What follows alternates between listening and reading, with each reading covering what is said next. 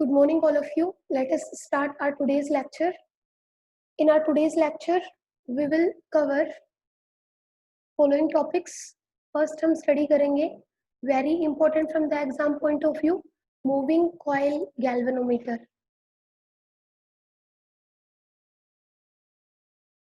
Moving coil galvanometer क्या होता है वो हम study करेंगे. Then उसके बाद हम study करेंगे कि what is a shunt. Shunt क्या होता है. Then हम study करेंगे how can we convert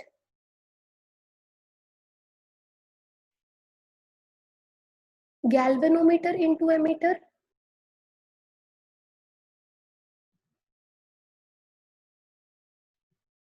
And fourth topic हम करेंगे how can we convert galvanometer into voltmeter.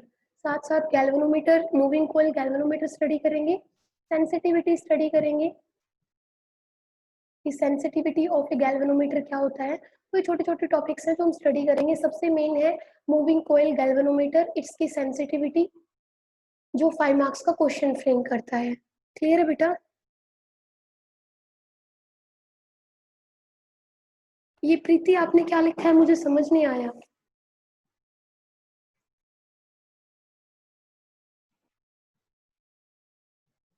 Okay सबसे पहले मूविंग कोइल गैल्वेनोमीटर मैंने आपको बताया था जो ऐसे इंस्ट्रूमेंट्स होते हैं हमारे पास, डिवाइसेस होते हैं, उनमें हम सबसे पहले स्टडी करते हैं कि उनका प्रिंसिपल क्या है.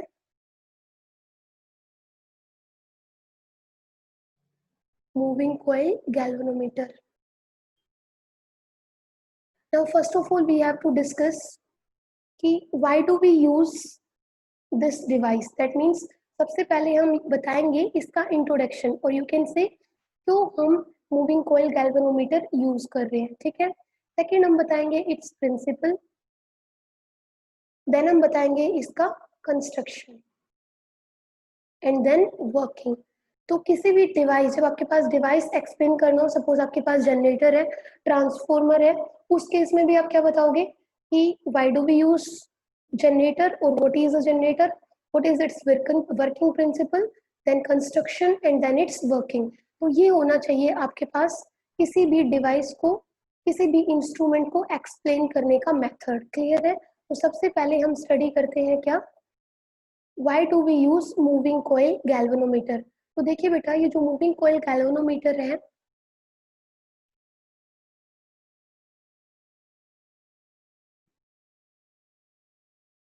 Moving coil galvanometer it is an instrument. First of all ये क्या है, एक इंस्ट्रूमेंट है, और you can say it is a device. It is used to measure the presence of electric current. ठीक है. इलेक्ट्रिक करंट के प्रेजेंस को बताता है प्लस उसको मेजर भी करता है. ठीक है. कि देखिए प्रेजेंस को कैसे बताएगा, सपोज आप सर्किट के अंदर गैल्वेनोमीटर लगा दोगे तो उसके अंदर जो डिफ्लेक्शन है, जो ये नीडल है, अगर वहां पे करंट फ्लो करेगा उस सर्किट में से, छोटे से छोटा भी अगर करंट फ्लो कर रहा है मिली एम्पियर या फिर माइक्रो एम्पियर के अंदर, तो इसकी जो नीडल है उसके अंदर क्या क्रिएट हो जाएगा, डिफ्लेक्शन क्रिएट हो जाएगा. And if deflection is created in the needle of galvanometer, it shows that current is present in the circuit. तो प्रेजेंस को शो कर दिया, साथ साथ ये उस करंट को क्या करेगा, मेजर भी करेगा. बट याद रखें जो आपके पास गैल्वेनोमीटर है, it is not use to measure heavy currents. ये हैवी करंट्स को मेजर करने के लिए यूज नहीं होता है, ये इसकी ड्रॉबैक है. इससे हम लोग स्मॉल करंट्स को ही क्या कर पाते हैं, मेजर कर पाते हैं, लाइक माइक्रो एम्पियर या फिर मिली एम्पियर में ही जो करंट है उन्हीं को मेजर कर पाते हैं. वहीं हम लास्ट में मैंने आपको एक टॉपिक बताया था कि गैल्वेनोमीटर इनटू एमीटर. गैल्वेनोमीटर को हम एमीटर में चेंज करते हैं, इसलिए हैवी करंट्स को मेजर करने के लिए, जो लार्ज करंट्स है उनको मेजर करने के लिए, क्योंकि गैल्वेनोमीटर की एक ड्रॉबैक है, it can only measure small currents. तो what if we have to measure a large current, तो उस केस में हम गैल्वेनोमीटर को किस में चेंज कर देते हैं, एमीटर में चेंज कर देते हैं। कुछ ऐसा अरेंजमेंट लगा के सर्किट के अंदर, सी पैरेलल के अंदर कुछ रेजिस्टेंस लगा के, वो मैं आऊंगी आपके पास। तो फर्स्ट ऑफ ऑल हम बात कर रहे थे मूविंग कॉइल गैल्वेनोमीटर। तो मूविंग कॉइल गैल्वेनोमीटर इज अपना a device, an instrument which is used to measure the presence of electric field, plus it is used to measure that electric current, not electric field, sorry, electric current को की presence को measure करने के लिए, and उसको measure भी करने के लिए, presence को detect करेगा और current को measure भी करेगा, but only small currents can be measured which are in microampere और milliampere. Purpose clear है? Why do we use moving coil galvanometer? कोई ऐसा जिसको पर्पस क्लियर ना हो? वर्षा क्लियर है? तबीयत ठीक है अब? ओके, अब आते हैं इसके वर्किंग प्रिंसिपल के ऊपर कि वर्किंग प्रिंसिपल क्या है मूविंग कॉइल गैल्वेनोमीटर का। अब देखिए बेटा, आपको पता चल रहा होगा कॉइल, ठीक है, जैसे हमने बात की थी ना कल, एक कॉइल को अगर हम मैग्नेटिक फील्ड के अंदर रख देते हैं तो एक फोर्स इस डायरेक्शन में लगता है, एक फोर्स इस डायरेक्शन में लगता है। कल हमारा कोई टॉपिक रह गया था क्या? शायद एक टॉपिक रह गया था, है ना, ये जो कॉइल वाला टॉपिक था, कल हम कर नहीं पाए थे। अभी करते हैं, अभी मूविंग कॉइल गैल्वेनोमीटर को खत्म कर लेते हैं। देखिए, कल हमने बताया था कि ये कॉइल है जो एक मैग्नेटिक फील्ड के अंदर रखी हुई है। इस कॉइल में करंट फ्लो कर रहा है इस डायरेक्शन में, ठीक है। यहाँ से ये पी, क्यू, आर और एस लिया था हमने, पी से क्यू, क्यू से आर, आर से एस और एस से पी, इस डायरेक्शन में करंट फ्लो कर रहा था। तो जो पीएस वाली आर्म थी उसके ऊपर फोर्स लगा था अपवर्ड डायरेक्शन में, तो क्यूआर वाली आर्म थी उस पर फोर्स लगा था डाउनवर्ड डायरेक्शन में। शायद ये वाला जो फोर्स था वो F1 था, ये F2 था, ये F3 था, एंड दिस इज F4। ये हमने किया था। तो F4 और F3 क्या है, एक ही लाइन के अलोंग है एंड ऑपोजिट इन डायरेक्शन है, तो एक दूसरे के इफेक्ट को क्या कर देंगे, कैंसिल आउट कर देंगे और ये दोनों फोर्सेस रह जाएंगे। अगर इन दोनों फोर्सेस को अगर आप टॉप व्यू से देखो, इस कोयल को अगर आप टॉप से देखो तो क्या देखोगे कि ये पीएस है, कोयल का आपको ये ब्रेथ दिखाई देगी, और इस ब्रेथ के ऊपर देखिए ऐसे आपको दो फोर्सेस नजर आएंगे, समझ रहे हो।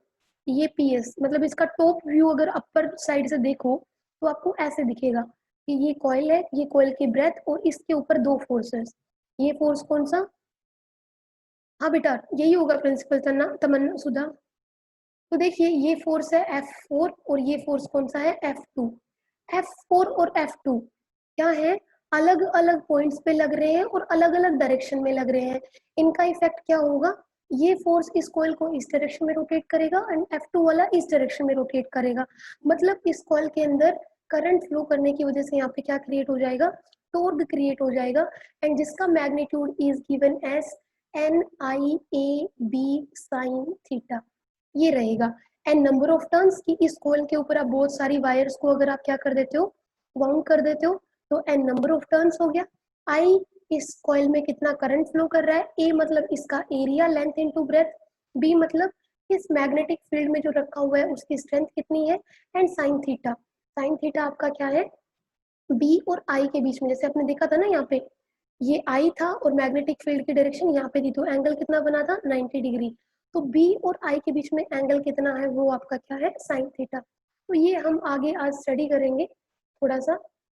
तो ये देखिए, जब ये कॉइल किसी मैग्नेटिक फील्ड के अंदर रखी है तो इसके अंदर क्या क्रिएट होता है, टॉर्क क्रिएट होता है, और वही हमारे मूविंग कॉइल गैल्वेनोमीटर का क्या है, प्रिंसिपल है। तो प्रिंसिपल क्या है, it's working principal is based on the fact that whenever a current carrying coil, जब हमारे पास एक करंट कैरिंग कॉइल है उसको आप मैग्नेटिक फील्ड में रखते हो, तो क्या होता है, magnetic field should be uniform magnetic field. तो वहां पे क्या क्रिएट होता है बेटा, that coil will experience a torque. समझ आ गया प्रिंसिपल क्या है, कि वहां पे जब उस कॉइल को आप एक मैग्नेटिक फील्ड में रख दोगे, ये नॉर्थ पोल है, ये साउथ पोल है, तो इसमें करंट फ्लो करने की वजह से यहाँ इस कॉइल के ऊपर क्या लगेगा, यहाँ पे टॉर्क क्रिएट हो जाएगा, और उस टॉर्क की वजह से ये कॉइल क्या करेगी, मूव करेगी, समझ गए। तो जब किसी गैल्वेनोमीटर, जो मूविंग कॉइल गैल्वेनोमीटर में है, उसकी आपकी कॉइल क्या करती है, रोटेट करती है, मूव करती है। देखिए, गैल्वेनोमीटर हमारे पास टू टाइप्स के होते हैं, एक में एक कॉइल के बेस्ड होते हैं, एक मैग्नेट के बेस्ड होते हैं, ठीक है। मतलब एक में कॉइल मूव करे, एक में मैग्नेट मूव करे। तो हम कौन सा वाला कैल्वेनोमीटर यूज कर रहे हैं जिसमें हमारी कॉइल क्या करेगी, मूव करेगी, ठीक है। तो moving coil galvanometer is based on the fact that whenever a coil is placed in a magnetic field, यहाँ पे क्या क्रिएट होगा, टॉर्क क्रिएट होगा, and due to that torque ये कॉइल क्या करेगी, रोटेट करेगी ऐसे। क्लियर है बेटा? तो ये था वर्किंग प्रिंसिपल। अब आते हैं इसके कंस्ट्रक्शन के ऊपर। देखिए, इसका कंस्ट्रक्शन का मैं अभी एक डायग्राम बना रही हूँ, वो आपको नहीं बनाना है एग्जाम के अंदर, वो जस्ट आपको समझाने के लिए है। फिर हम लिखेंगे इसका कंस्ट्रक्शन। कंस्ट्रक्शन के अंदर हम क्या ले रहे हैं, सबसे पहले तो हम एक कॉइल ही लेंगे, ठीक है, PQRS, हमने एक कॉइल ली। देन हम लेंगे एक सॉफ्ट आयरन कोर, ए सॉफ्ट आयरन कोर, जो कि हम इस कॉइल के अंदर रख देंगे। सॉफ्ट आयरन कोर से क्या होगा, वो वहाँ पे जो मैग्नेटिक फील्ड क्रिएट होगा उसकी स्ट्रेंथ क्या हो जाएगी, इंक्रीज हो जाएगी। देखिए, मैं आपको बताऊंगी कि जो मूविंग कॉइल गैल्वेनोमीटर का टॉपिक है, प्लीज प्रदीप की बुक से ना स्टडी करें, don't prepare it from the Pradeep's book, do it from the NCERT. NCERT से ये प्रिपेयर करें, एनसीईआरटी में बहुत इजी दिया हुआ है, इसकी थ्योरी भी बहुत इजी दी हुई है, एंड प्रदीप की बुक में इसको बहुत लेंथी करके दिया हुआ है। So I will not recommend you to prepare it from the Pradeep, मैं बार बार बोल रही हूँ। अब जो बच्चे क्लास अटेंड नहीं करते हैं फिर उनके लिए प्रॉब्लम रह जाती है, क्योंकि क्लास तो अटेंड करते नहीं है, फिर उनको पता नहीं है कि कौन सा टॉपिक कहाँ से करना है। ये आप प्लीज एनसीईआरटी से करें, उसमें कॉम्पैक्ट फॉर्म में गिवन है ये टॉपिक। तो फर्स्ट हम कंस्ट्रक्शन में क्या यूज करेंगे, कॉइल, देन एक सॉफ्ट आयरन कोर यूज करेंगे। यहाँ पे हम क्या करेंगे, मैंने बताया था ना कि मैग्नेटिक फील्ड होना चाहिए, तो मैग्नेटिक फील्ड कहाँ से आएगा, यहाँ पे हमें मैग्नेट्स लगाने पड़ेंगे। तो यहाँ पे हम लगाएंगे मैग्नेटिक, लेंगे जो सिलेंड्रिकल हेड होगा। मैग्नेट नॉर्थ पोल और साउथ पोल के दो पीसेस लेंगे, जो कि जिनका हेड कैसा होगा, सिलेंड्रिकल। देखिए कुछ ऐसा, कैसे बता सकती हूँ मैं आपको, ये देखिए एक बार, ये आपको दिख रहा है ऐसे, ये देख रहे हो, इसको अगर आप बीच में से कट कर दो तो ऊपर से तो आपको कैसे नजर आएंगे, ये सिलेंड्रिकली नजर आएंगे, लेकिन इनका जो कर्वेचर है अंदर से, ये कर्वेचर शेप में आपको नजर आएगा कि यहाँ से इसको ऐसे कट करते हुए इसके दो पीसेस बना दो, एक को लेफ्ट साइड में लगा दो और एक को राइट साइड में लगा दो। तो भाई आप इसको टॉप से देखोगे तो आपको ये सिलेंड्रिकल हेड ही नजर आएगा, लेकिन अगर आप अंदर से देखते हो तो एक कर्वेचर शेप में नजर आएगा। आपको अभी बताती हूँ कैसे।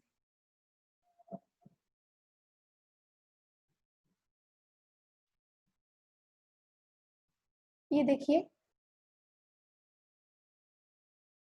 सपोज ये आपके पास है सिलेंड्रिकल हेड, इसको अगर आप बीचों बीच कट कर देते हो तो देखिए एक तो ऐसे बन जाएगा अंदर की तरफ ऐसे, और एक ऐसे, इन दोनों को हमें ऐसे ही लगाना है। देखिए कैसे लगाएंगे इन दोनों को, एक को आप ऐसे लगाओगे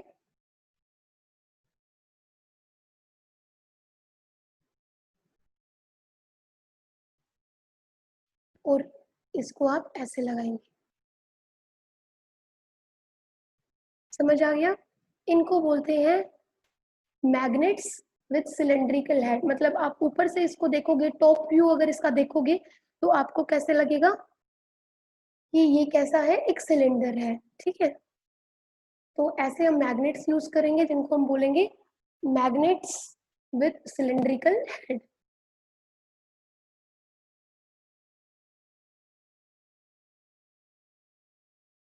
देन हम क्या करेंगे, यहाँ पे एक स्प्रिंग यूज करेंगे, कुछ ऐसा,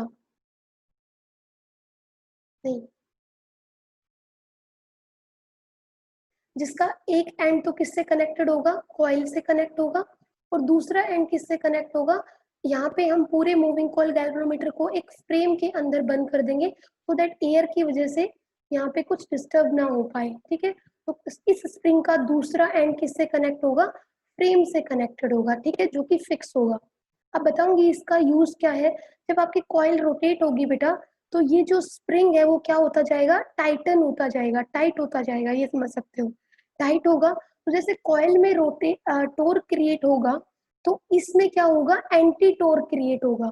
समझ रहे हो, जब कॉइल रोटेट हो रही है तो रोटेट होने से, क्योंकि इसका एक एंड किससे कनेक्टेड है, कॉइल से कनेक्टेड है, तो कॉइल से कनेक्टेड है, तो जब ये कॉइल रोटेट होगी तो ये टाइट होता जाएगा, टाइट होता जाएगा, इसमें टाइटन होता जाएगा ये, और क्या क्रिएट होगा, एंटी टोर्क क्रिएट होगा, ये बोल सकते हो, या फिर ये बोल सकते हो काउंटर टोर्क क्रिएट होगा, जिसकी वजह से ये अपनी ओरिजिनल पोजीशन में आने की कोशिश करेगा।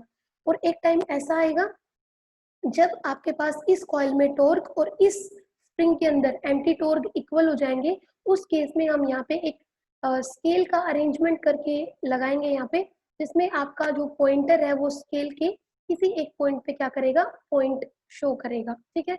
तो उस पॉइंट पे आपका कॉइल के अंदर टॉर्क और स्प्रिंग के अंदर एंटी टॉर्क क्या है, इक्वल है। तो ये हम वर्किंग में बात करेंगे, मेनली मैं आपको बता रही हूँ कि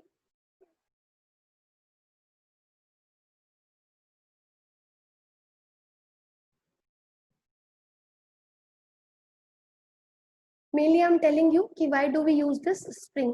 हमने स्प्रिंग यूज किया है जिसका one end is connected to the coil, and जो अदर एंड होगा वो किससे कनेक्टेड होगा, फ्रेम से कनेक्टेड होगा। क्लियर है, तो ये था इसका कंस्ट्रक्शन। कंस्ट्रक्शन में हम इतना ही करेंगे, आपकी बुक में एक डायग्राम गिवन होगा, उसको आप देख लें जाके कि कैसे हमने कॉइल को कनेक्ट किया हुआ है। वो डायग्राम आपको मेनली एग्जाम में बनाने की जरूरत नहीं है, एग्जाम में जो आप डायग्राम बनाओगे वो मैं आपको बता दूंगी। देखिए हमारे पास जो कॉइल होगी वो हम क्या करेंगे, एक फ्रेम के ऊपर क्या करेंगे, वायर को लैमिनेट करते जाएंगे। सपोज एक फ्रेम है, इस फ्रेम के ऊपर आप कंटिन्यूअसली क्या कर रहे हो, वायर को ऐसे रोटेट कर रहे हो। तो जो आपके पास कॉइल होगी उसमें कितने नंबर ऑफ टर्न्स हो जाएंगे, एन नंबर ऑफ टर्न्स हो जाएंगे। समझ गए, इस कॉइल का एक एंड किससे कनेक्ट होगा, मैंने अभी आपको बताया था स्प्रिंग से कनेक्टेड होगा कुछ ऐसे, और दूसरा एंड एक यहाँ पे क्वार्ट्स या फिर फोस्फर के, ये बोल सकते हो कि वायर से हम क्या कर देंगे, सस्पेंड कर देंगे, ठीक है। और ये जो कॉइल है इसको हमने क्या कर रखा है, मैग्नेटिक फील्ड के अंदर, मैग्नेट्स विद सिलेंड्रिकल हेड के बीच में क्या कर रखा है, सस्पेंड कर रखा है। क्लियर है बेटा, तो ऐसा कुछ डायग्राम आपको बुक्स में गिवन मिलेगा, उसको आप समझ सकते हो कि कैसे हमने कॉइल लगाई हुई है। सॉफ्ट आयरन कोर को इस कॉइल के इनसाइड हमने रखा हुआ है, सो दैट वहां पे स्ट्रॉन्ग मैग्नेटिक फील्ड वहां पे क्रिएट हो। क्लियर है, तो ये कंस्ट्रक्शन था, वो डायग्राम आप जाके देख ले। हम इसकी वर्किंग करते हैं कि वर्किंग में क्या करेंगे। तो देखिए आपके पास जो कॉइल है वो आपके पास बेटा एक रेक्टेंगुलर कॉइल होगी ऐसे, देखिए ऐसे। जब आप इस कॉइल को टॉप से देखेंगे तो आपको ये पोर्शन नजर आएगा। देखिए मैं आपको दिखा देती हूँ, आपके पास जो कॉइल रहेगी ना वो इस शेप में रहेगी, रेक्टेंगुलर कॉइल, जिसकी कुछ लेंथ होगी और ब्रेथ होगी। आपको क्या करना है, इसके ऊपर वायर को लैमिनेट करते जाना है, ठीक है। वायर को जब लैमिनेट करते जाओगे तो क्या होगा, जब आप इसको अपवर्ड साइड से देखोगे टॉप व्यू से, तो सिर्फ आपको इतना पोर्शन नजर आएगा, समझ रहे हो, एक रेक्टेंगुलर बार की तरह, जिसकी कुछ लेंथ है और कुछ ब्रेथ है।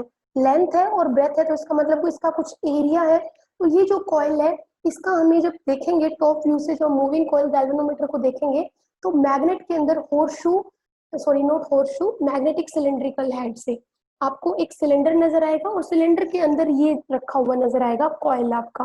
क्लियर है, तो उसी से मैं आपका यूज करते हुए, देखिए हम जो डायग्राम बनाएंगे पेपर के अंदर वो ये डायग्राम बनाएंगे।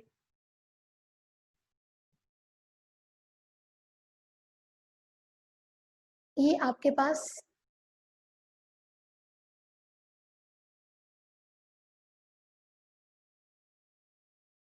मैग्नेटिक फील्ड है, मैग्नेटिक फील्ड के अंदर ये कॉइल रखी हुई है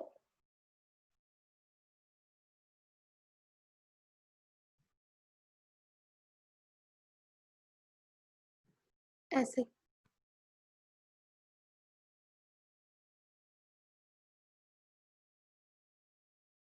this is north, this is south.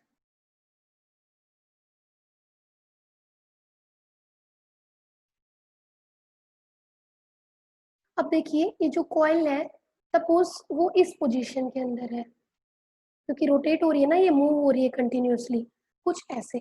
ये चीज क्लियर है? तो ये आपको टॉप व्यू नजर आएगा जब आप मूविंग कॉइल गैल्वेनोमीटर को टॉप से देखोगे तो। अब देखिए यहाँ पे हम क्या क्या कंसिडर करेंगे। कॉइल है, moving coil galvanometer, moving coil है, एक मैग्नेटिक फील्ड के अंदर रखी हुई है, आई करंट फ्लो कर रहा है, तो वो सारी कहानी अब हम इसके अंदर बताएंगे। कि सपोज ये जो कॉइल है उसकी लेंथ है L, ब्रेथ है B, एरिया क्या हो जाएगा, एरिया हो जाएगा L इंटू बी। क्लियर है? अब B क्या है, B is strength of magnetic field जिसके अंदर हमारी कॉइल रखी हुई है। और मान लेते हैं इस कॉइल में से आई करंट क्या कर रहा है, फ्लो कर रहा है। क्लियर है बेटा? अब यहाँ पे क्या होगा, मान लेते हैं, ये देखिए ये जो कॉइल है ना, मैग्नेटिक फील्ड आपका इस डायरेक्शन में होगा, नॉर्थ टू साउथ।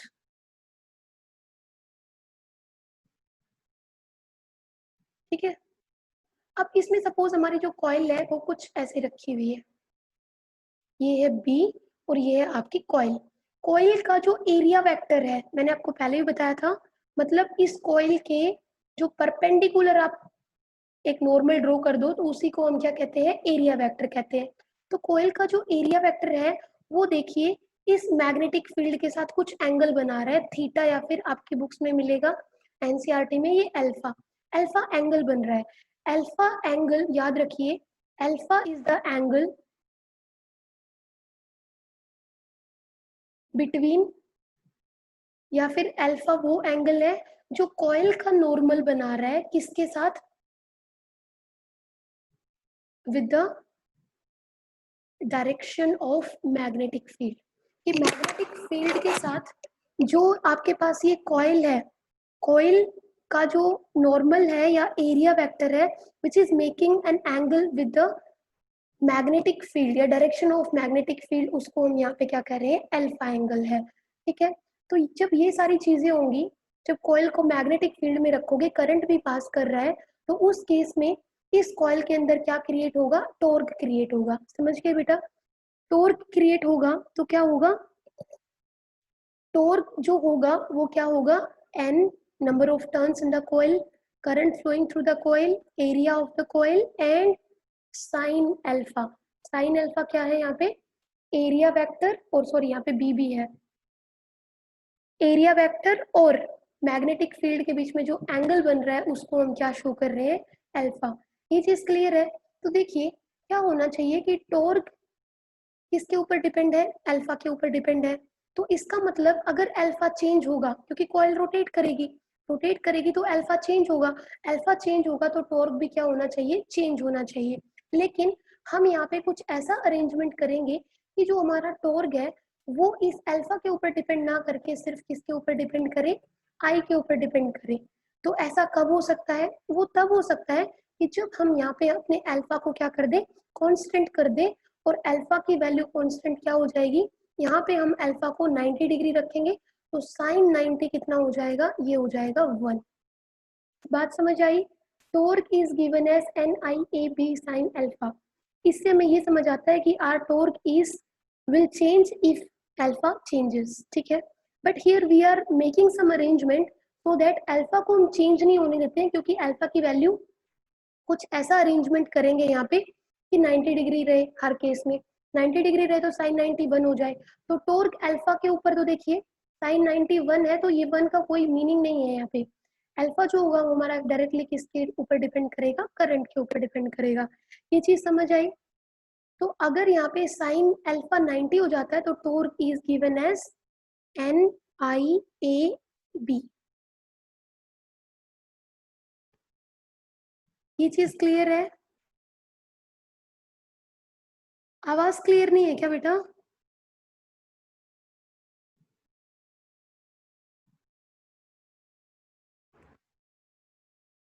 क्लियर है? ओके। तो देखिए यहाँ से हमने देखिए टॉर्क को इंडिपेंडेंट कर दिया है किससे, अल्फा से। तो यहाँ पे देखिए number of turns, area, B, ये सारे क्या हैं, कांस्टेंट हैं। तो एक तरह से जो टॉर्क है वो आपका किसके ऊपर डिपेंड कर रहा है, डायरेक्टली प्रोपोर्शनल है किसके, आई के। अब देखिए जब ये कॉइल रोटेट होती है तो कोयल यहाँ पे रोटेट होगी, तो बेटा यहाँ पे देखिए हमने यहाँ पे एक स्प्रिंग से इस कोयल को अटैच कर रखा है ऐसे। तो जब कोयल रोटेट होगी तो ये स्प्रिंग क्या होगा, ये स्प्रिंग भी टाइटन होता जाएगा। तो टाइटन होता जाएगा तो स्प्रिंग के अंदर जब कॉइल रोटेट हो रही है और टॉर्क इतना क्रिएट हो रहा है, तो उस केस में इस स्प्रिंग के अंदर which is attach to the coil, उसके अंदर क्या क्रिएट होगा, एंटी टॉर्क क्रिएट होगा। और ये एंटी टॉर्क बोले या फिर काउंटर टॉर्क बोले, ये काउंटर टॉर्क क्या करेगा, इस मैग्नेटिक टॉर्क को क्या करेगा, बैलेंस करेगा। बैलेंस करने का मतलब ये दोनों क्या हो जाएंगे, इक्वल। कौन, torque in the coil and anti torque in the spring. ये चीज समझ आई। तो एंटी टॉर्क जो क्रिएट होगा बेटा वो डायरेक्टली प्रोपोर्शनल होगा किसके, कि जब ये कॉइल रोटेट हो रही है तो कॉइल के अंदर कितना डिफ्लेक्शन क्रिएट हो रहा है, थीटा यहाँ पे कितना है, कितना एंगल ऑफ डिफ्लेक्शन आया। ठीक है, यहाँ पे हम क्या करेंगे, इस कॉइल को एक कॉनकेव मिरर से अटैच करेंगे। ये कॉनकेव मिरर क्या है, यहाँ पे एक स्केल होगा, स्केल के ऊपर एक पॉइंटर लगा होगा, एक ऐसा कुछ, जहाँ पे भी आपका डिफ्लेक्शन, जितना भी डिफ्लेक्शन होगा कॉइल के अंदर, ये पॉइंटर उसी पॉइंट पे क्या करेगा, पॉइंट करके शो करेगा। तो देखिए जितना भी डिफ्लेक्शन इस कॉइल के अंदर आएगा, that deflection is shown by this scale arrangement. तो जो ये एंटी टॉर्क है, जो इस कॉइल के रोटेट करने की वजह से इस स्प्रिंग में क्रिएट हुआ है, जिसकी वजह से ये अपनी ओरिजिनल पोजीशन को रीगेन करने की कोशिश करेगा, this anti torque is directly proportional to the deflection produced in the coil. यहाँ से हमें इस प्रोपोर्शनलिटी को रिमूव करना पड़ेगा, तो ये आ जाएगा के फाई। यहाँ से के आपके पास क्या है, के आपके पास है टोर्शनल कांस्टेंट, टोर्शनल कांस्टेंट, जिसकी वैल्यू क्या होगी, K is equal to torque created, anti torque created per unit deflection. Clear है बेटा। तो मैंने आपको बताया था कि when coil rotates in the magnetic field, torque will be created and anti-torque will be created in the spring, and this anti-torque will balance this torque। तो दोनों बैलेंस करने का मतलब क्या है, ये टॉर्क और एंटी टॉर्क दोनों क्या हो जाएंगे, इक्वल हो जाएंगे। और जब इक्वल हो जाएंगे तो ये जो आपका स्केल के अंदर जो पॉइंटर लगा हुआ है वो किसी ना किसी एक पॉइंट पे जाके आपको डिफ्लेक्शन शो करेगा कि इतना डिफ्लेक्शन है। तो उस केस में क्या होगा, देखिए ये टॉर्क और एंटी टॉर्क तो किसके इक्वल है, के फाई के इक्वल, दोनों इक्वल हो जाएंगे। तो ये यहाँ से आपके पास आ जाएगा N I A B is equal to K phi. यहाँ से आप किसकी वैल्यू निकाल सकते हो, फाई की, दैट मीन्स डिफ्लेक्शन या फिर ट्विस्ट इन द कॉइल। तो वो कितना आ जाएगा, वो आपके पास आ जाएगा N I A B over K. ये चीज समझ आई। अब देखिए फाई जो है उसको हम ऐसे लिख सकते हैं एन ए बी के ओवर आई, और ये आपके पास पूरा देख सकते हैं ये कांस्टेंट है। तो आप फाई को क्या लिख सकते हो, फाई को आप लिख सकते हो phi is directly proportional to I. और इस पूरे कांस्टेंट को आप रिप्लेस ऐसे भी कर सकते हो, फाई इज इक्वल टू जी आई। जी क्या है आपके पास, गैल्वेनोमीटर कांस्टेंट। ठीक है, और गैल्वेनोमीटर कांस्टेंट है तो कांस्टेंट यहाँ पे तभी आया है जब ये फाई डायरेक्टली प्रोपोर्शनल होगा किसके, आई के। ठीक है, ये क्या शो करता है कि deflection produced is directly proportional to the current flowing through the galvanometer. यही रिजल्ट है आपके मूविंग कॉइल गैल्वेनोमीटर का, कि जब कॉइल को मैग्नेटिक फील्ड में रखते हो और इसमें से करंट फ्लो कर रहा है तो ये कॉइल क्या करेगी, रोटेट करेगी। रोटेट करने से क्या होगा, टॉर्क क्रिएट होगा, और टॉर्क क्रिएट होगा तो स्प्रिंग के अंदर एंटी टॉर्क क्रिएट होगा, और ये एंटी टॉर्क मैग्नेटिक टॉर्क को क्या करेगा, बैलेंस करेगा। और बैलेंस करेगा तो हम ये देखेंगे लास्ट में कि जितना कॉइल के रोटेट करने से डिफ्लेक्शन क्रिएट हुआ है, that deflection is directly proportional to the current flowing through the coil. ये चीज क्लियर है। यस, किसी को कोई डाउट तो नहीं है इसमें। हाँ, एनसीईआरटी की बुक से करना है बेटा ये टॉपिक। अब मैं आपको समझा रही थी, ये चीज मैंने आपको समझाई थी, देखिए कि यहाँ पे जो टॉर्क है वो डायरेक्टली प्रोपोर्शनल होगा किसके, आई के, और साइन अल्फा के ऊपर डिपेंड नहीं करेगा। क्यों नहीं करेगा साइन अल्फा के ऊपर डिपेंड, वो समझिए एक बार आप। क्योंकि यहाँ पे जो मैग्नेटिक फील्ड होगा ना बेटा, मैंने आपको बताया कि कॉइल को मैग्नेटिक फील्ड में रख रहे हैं, तो ये जो मैग्नेटिक फील्ड होगा वो एक स्पेशल टाइप का मैग्नेटिक फील्ड होगा, जिसकी वजह से किसी भी पोजीशन में हो आपकी कॉइल की जो भी पोजीशन हो, वो हर बार मैग्नेटिक फील्ड के डायरेक्शन के साथ जो कॉइल का एरिया वेक्टर है वो हमेशा और हमेशा एंगल कितने का बनाएगा, 90 डिग्री का। देखिए ये आपके पास याद रखिए कि कॉइल के एक एंड से क्या कनेक्टेड है, स्प्रिंग कनेक्टेड है, लेकिन मैं अभी उसको फिलहाल के लिए क्या कर रही हूँ, रब कर रही हूँ। तो देखिए ये आपकी कॉइल है ऐसे, सपोज आपकी coil is in this position in the magnetic field. तो जो मैग्नेटिक लाइंस है वो आपको पता है नॉर्थ से साउथ की तरफ मूव करेंगी, और लॉ ऑफ वायोलेशन क्या होगा कि दो लाइंस एक दूसरे को कट नहीं कर सकती हैं, ठीक है। तो देखिए एक मैग्नेटिक लाइन यहाँ से आउटवर्ड होगी और यहाँ पे इन होगी। देखिए मैं सिर्फ ये बीच वाला पोर्शन नहीं ड्रॉ कर रही हूँ। दूसरी लाइन अगर हम देखें तो यहाँ से आउट होगी, यहाँ से इन होगी, एक ये होगी ऐसे और ये ऐसे, एक ये डायरेक्ट ऐसे और ऐसे, समझ गए हैं। तो देखिए ये जो रेडियल मैग्नेटिक फील्ड यहाँ पे क्रिएट होगा, रेडियल मैग्नेटिक फील्ड का मतलब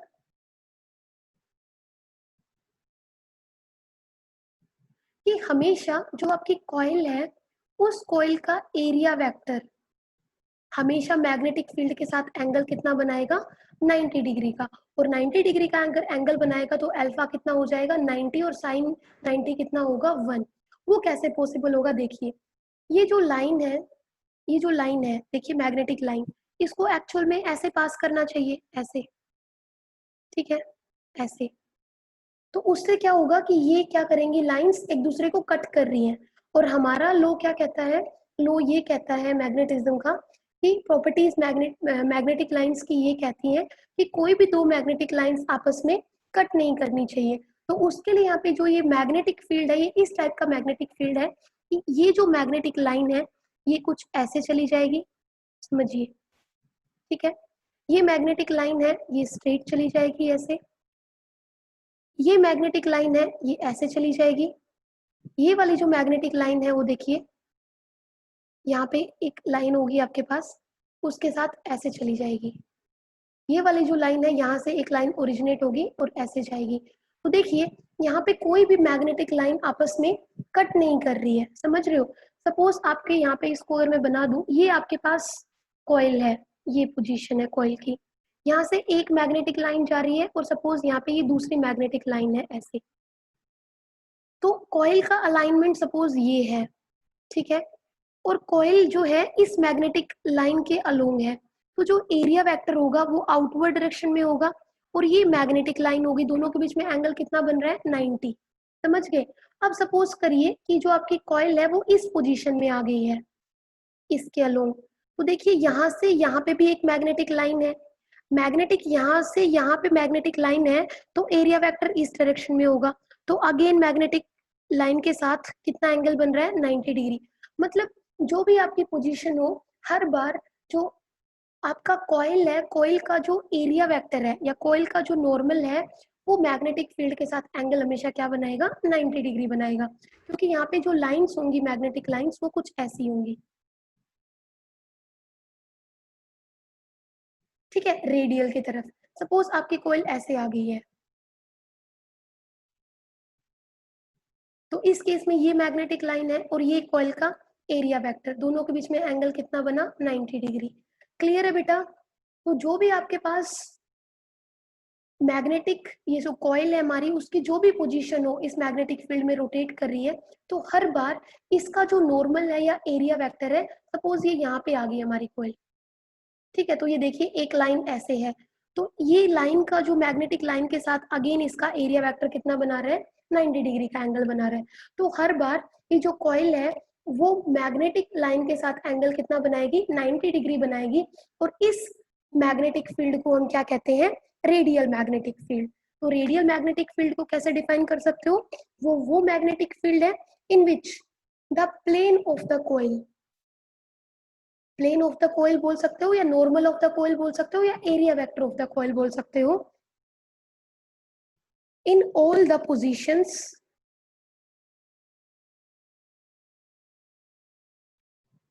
in all the positions is parallel. Sorry, देखिए प्लेन ऑफ द कॉइल की बात कर रहे हैं।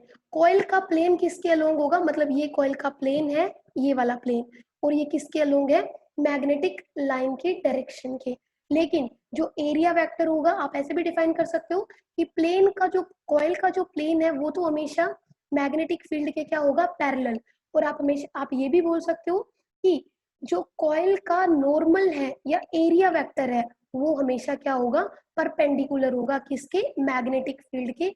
ऐसे मैग्नेटिक फील्ड को हम क्या कहते हैं, रेडियल मैग्नेटिक फील्ड। क्लियर है, जिसमें plane of the coil is always parallel to the magnetic field, और एरिया वेक्टर बता रही हूँ बेटा, radial magnetic field is that magnetic field in which plane of the coil, plane देखिए ये coil का प्लेन है और मैग्नेटिक फील्ड की डायरेक्शन भी यही है, तो plane of the coil and magnetic field की direction both are in the same direction, तो थीटा कितना होगा, 0 डिग्री।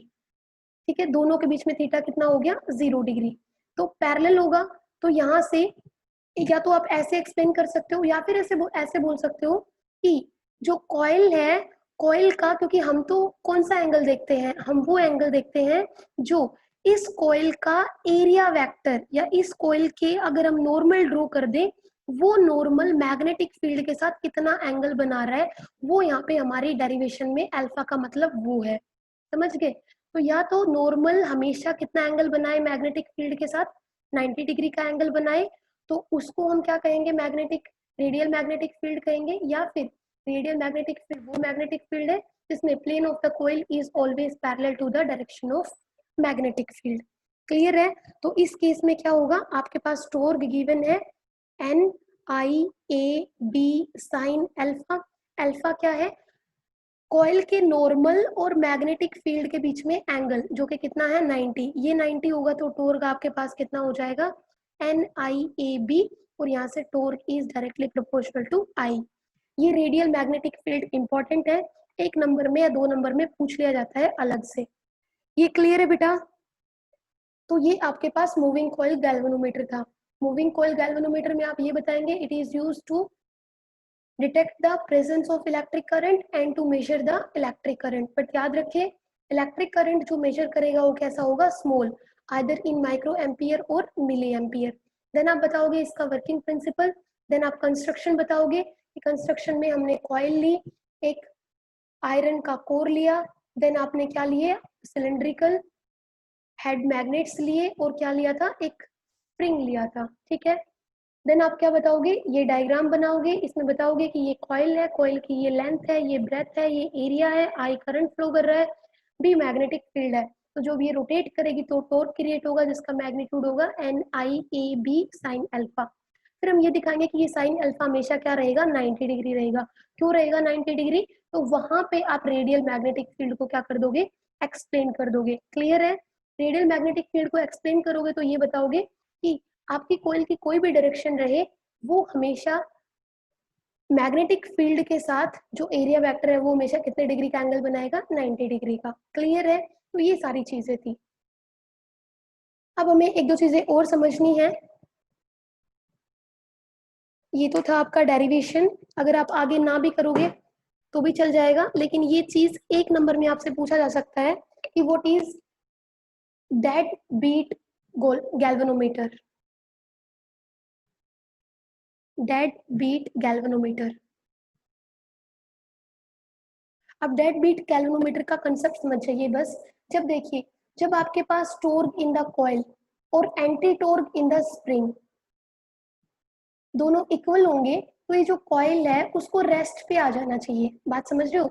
लेकिन वो रेस्ट पे एक मतलब एट वंस नहीं आती है, सेम टाइम नहीं आती है, वो धीरे धीरे जो है, वो जो मतलब रेस्ट पे आने का मतलब है जब वो पॉइंटर जो है वो थोड़ा थोड़ा डिफ्लेक्ट करते हुए एक पॉइंट पे सेट होगा, मतलब वो एक पॉइंट पे स्टेबल होने के लिए कुछ टाइम लगाता है। ठीक है, हमें इसको क्या करना है, हम चाहते हैं कि वो सेम टाइम क्या हो, जब टॉर्क एंटी टॉर्क के इक्वल हो, सेम टाइम पे एक पॉइंट पे जाके क्या हो जाए, स्टॉप हो जाए।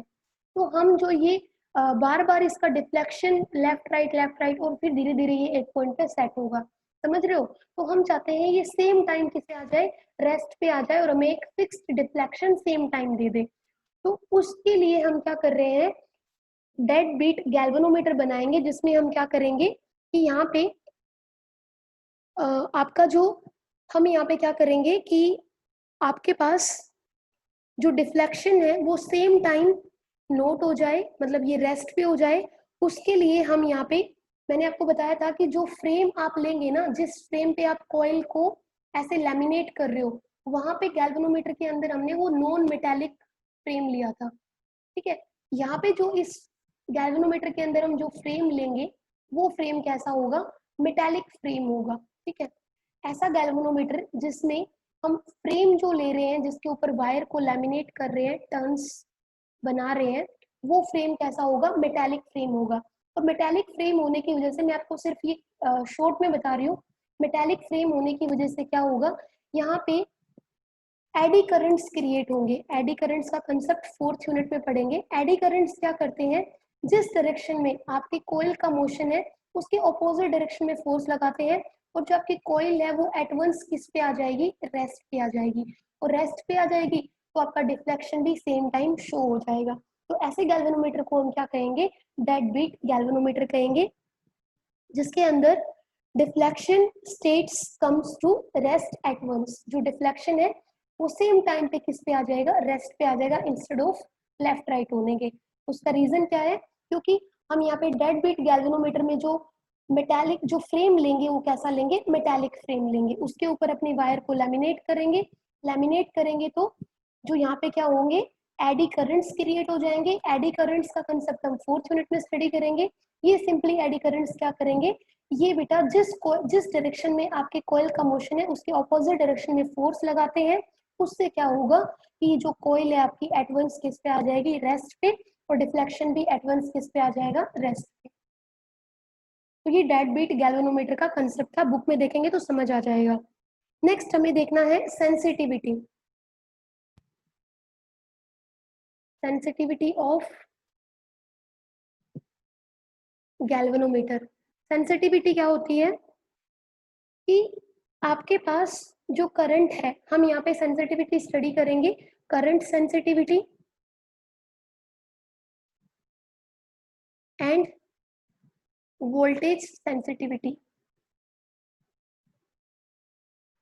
अब देखिए करंट सेंसिटिविटी क्या होगी कि जो गैल्वेनोमीटर है, current sensitivity of the galvanometer उसको कैसे डिफाइन कर सकते हैं कि सपोज आई करंट फ्लो कर रहा है तो डिफ्लेक्शन कितना हो रहा है, फाई हो रहा है। जो 1 एम्पियर का करंट फ्लो करेगा तो डिफ्लेक्शन कितना होगा, पाई बाई आई होगा। और इसी को हम क्या कहते हैं, करंट सेंसिटिविटी। समझ गए? तो करंट सेंसिटिविटी को कैसे डिफाइन कर सकते हैं, deflection produced in the galvanometer per unit flow of current through it. जब इसमें से यूनिट करंट फ्लो करता है तो कितना डिफ्लेक्शन क्रिएट हुआ, उसी को हम क्या कहेंगे, करंट सेंसिटिविटी कहेंगे। क्लियर है बेटा ये चीज? जब आई करंट फ्लो करेगा तो डिफ्लेक्शन कितना है, फाई। जब 1 एम्पियर का करंट फ्लो करेगा तो डिफ्लेक्शन कितना होगा, फाई बाई आई। और इसी को हम क्या कहेंगे, current sensitivity. That means deflection produced in the coil when a unit current flows through it। Clear है? वोल्टेज सेंसिटिविटी, अब यहाँ से आप फाई की वैल्यू डाल सकते हो। फाई हमारे पास देखिए हमने निकाला था कि NIAB इज इक्वल टू क्या आया था, K फाई आया था, ये टॉर्क और ये एंटी टॉर्क। तो यहाँ से हमने फाई की वैल्यू निकाली थी, क्या आई थी हमारे पास, NIAB ओवर K। अगर ये फाई की वैल्यू हम यहाँ पे पुट करें तो IS हमारे पास क्या आ जाएगा, NIAB ओवर के, और डिनोमिनेटर में देखिए क्या है, आई भी है, तो आई से आई कैंसिल हो जाएगा। तो करंट सेंसिटिविटी आपके पास कितना आ गया, एन बी ए ओवर के। क्लियर है? अब हम बात करते हैं वोल्टेज सेंसिटिविटी की। तो वोल्टेज सेंसिटिविटी को भी कैसे डिफाइन करोगे, जैसे आपने आई एस लिखा है, फाई ओवर आई, वहां पे भी हम क्या लिखेंगे, जो वोल्टेज है, voltage sensitivity, that means V S, उसको हम कैसे लिखेंगे, phi by V. Deflection produced in the galvanometer when a unit voltage is applied across the terminals of the galvanometer। ठीक है, कि जब गैल्वेनोमीटर के दो टर्मिनल्स के अक्रॉस जो भी हम वोल्टेज अप्लाई कर रहे हैं, उससे जो डिफ्लेक्शन क्रिएट हो रहा है गैल्वेनोमीटर के अंदर उसको हम क्या कहते हैं, voltage sensitivity. And it is given as phi की वैल्यू रख दीजिए, v क्या होगा, v होगा i इंटू आर। तो ये हो जाएगा फाई, अभी हमने रखा था कितना था, ये आपके पास सोल्व करोगे तो आ जाएगा n, आपके पास आएगा फाई की वैल्यू रख देंगे N I A B over K, और ये आपके पास डिनोमिनेटर में क्या रहेगा v, तो v को हम रख सकते हैं i इंटू आर, आई से आई कैंसिल हो जाएगा, vs कितना आ जाएगा N B A over K R. This is all about the today.